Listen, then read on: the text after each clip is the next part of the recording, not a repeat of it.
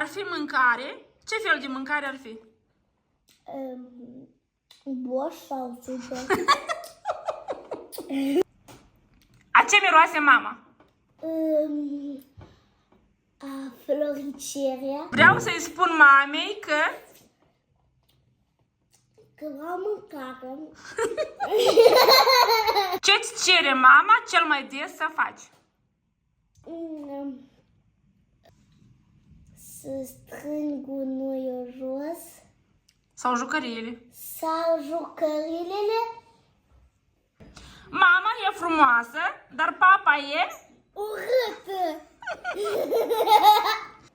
Ce face mama cel mai bine din lume? Ordine. Mâncare.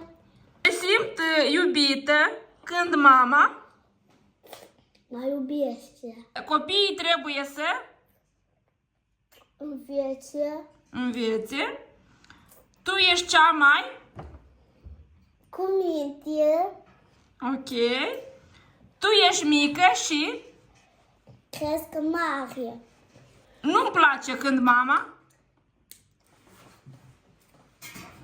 Când stigă. Dacă nu mănânci mâncare, Mănânc dulciuri. trebuie să mergem la școală ca să învățăm. Îți place când mama face Cadouri. cadouri?